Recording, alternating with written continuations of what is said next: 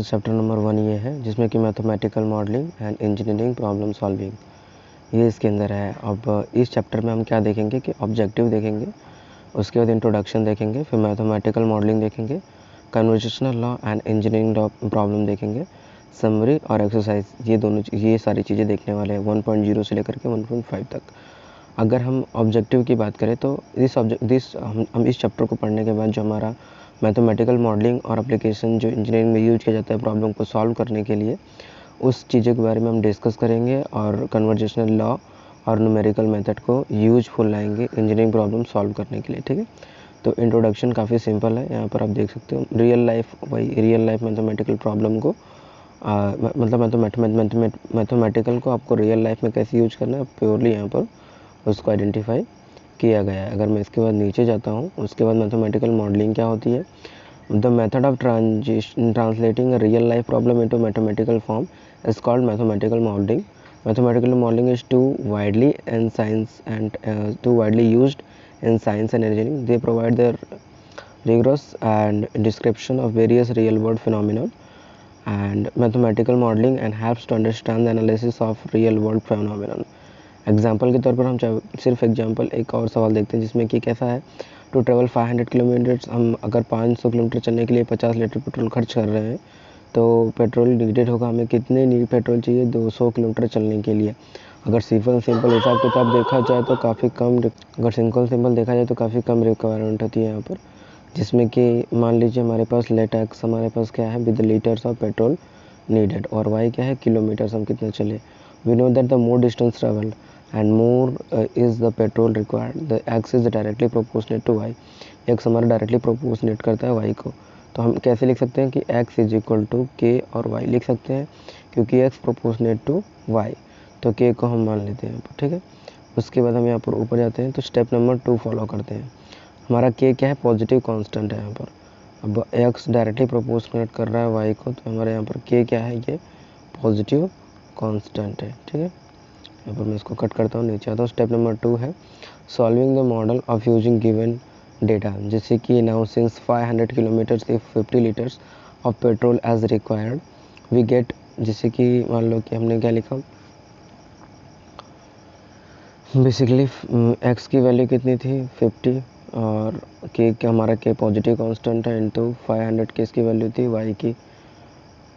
अब हम अगर निकालने जाएंगे के की वैल्यू, तो मेरे पास क्या निकल के आएगी, के की वैल्यू काफ़ी सिमिलर है।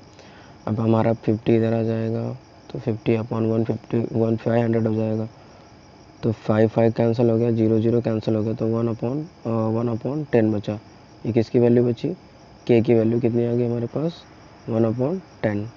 अब इसके नीचे हम अगर जाते हैं स्टेप नंबर 3 में, तो स्टेप नंबर 3 के कितना सिंपल है, इसमें क्या करना है, x इज इक्वल टू हमारे पास के की वैल्यू थी और y हमारे पास है, तो हमने प्रोपोर्शनेट किया था डायरेक्ट।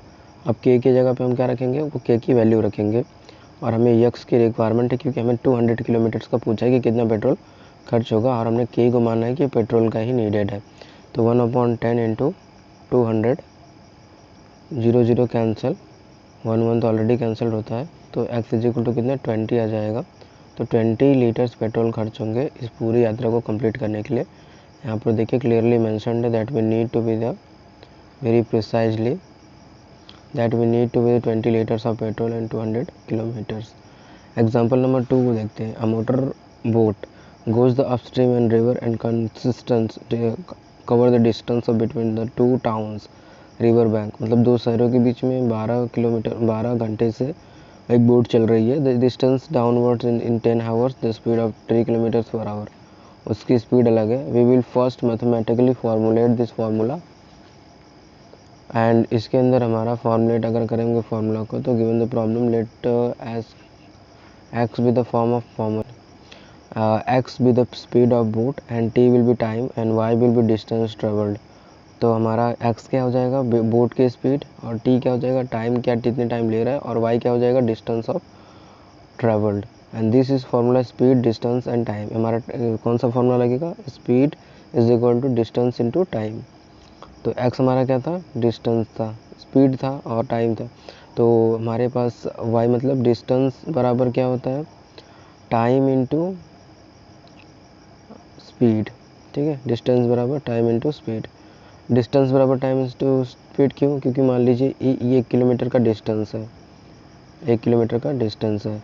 अब हमारी कोई यहाँ पे कार, गाड़ी या फिर टू व्हीलर या फिर हम खुद हैं, तो हमें यहाँ से यहाँ जाने में कितना टाइम लग रहा है, उस टाइम पीरियड में हमारी स्पीड कितनी थी, यही डिसाइड करता है कि वो डिस्टेंस कितना कवर कर सकती है, वो इसी में पूछा हुआ है।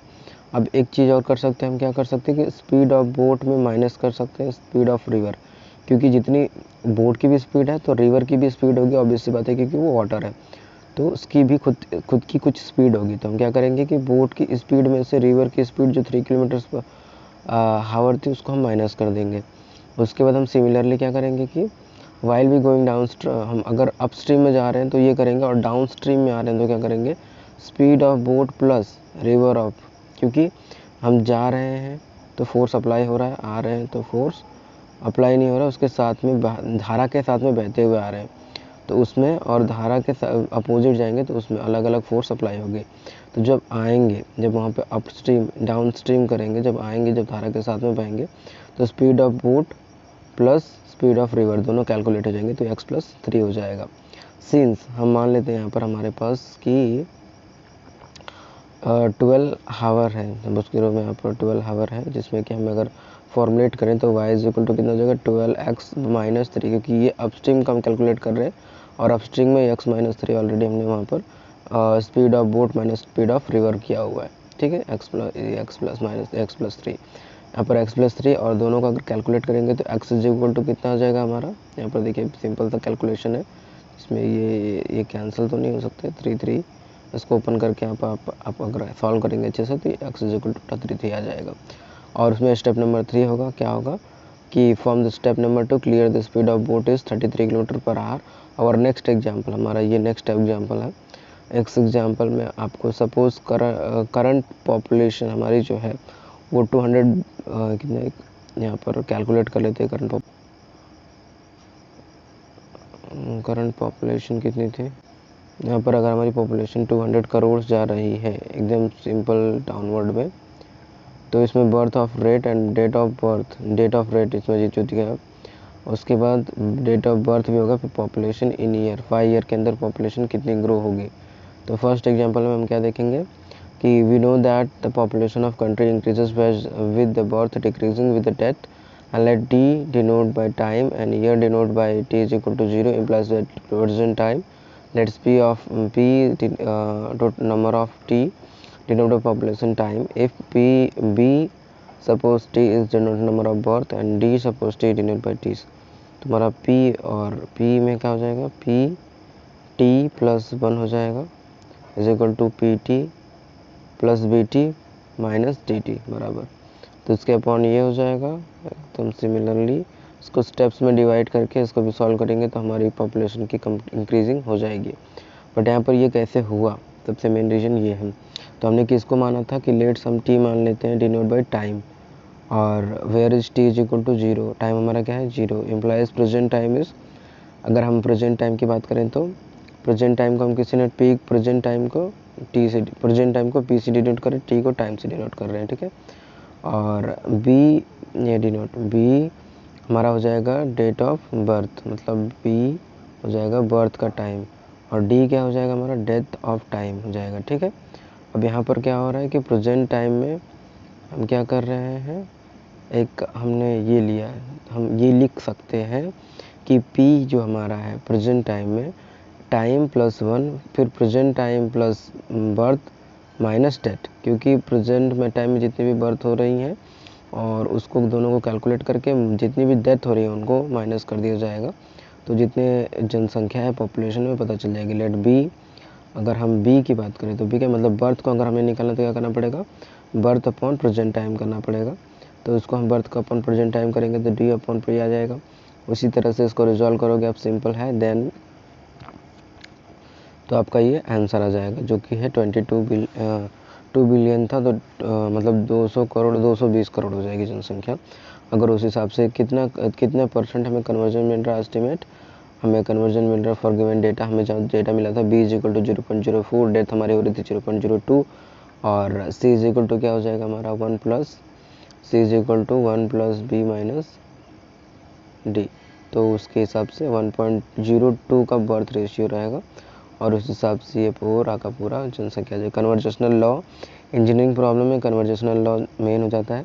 Conversational law of science and engineering basically deal with the change is equal to increasing minus decreases. Increase change is equal to क्या हो जाएगा, इंक्रीजेस माइनस डिक्रीजेस हो जाएगा। This equation incorporation the fundamental way in which the conversational law are used to be engineering determine the change of respective time. अगर हम increases equal to decreases लेते हैं और in this case is also known as study and state computational. अब this can be mathematically proved. अगर हम यहाँ पर जाएं तो यहाँ पर हमारा अलग से यूज़ हो रहा है, अलग से मैथमेटिक्स जो हमारी थी वो यूज़ हो रही है, बट काफ़ी सिंपल मैथमेटिक्स है। डी अपॉन डी टी इसके बाद क्यू डी एक्स, एंड इसको हम नेक्स्ट इसमें पढ़ेंगे नेक्स्ट वीडियो में, क्योंकि अभी ऑटोमेटिकली वीडियो लंबी हो चुकी है। तो नेक्स्ट पार्ट 2 जो हमारा रहेगा ये यहाँ से 1.3 से स्टार्ट होगा। अभी तक जो मैंने एक्सप्लेन करा है वो मे बी सम केसेस आ सकते हैं पेपर में, उसको भी आपको रीड आउट करना है। और 1.3 कन्वर्जेशनल लॉ इंजीनियरिंग प्रॉब्लम ये हम नेक्स्ट वीडियो से देखेंगे। Thanks for watching, take care.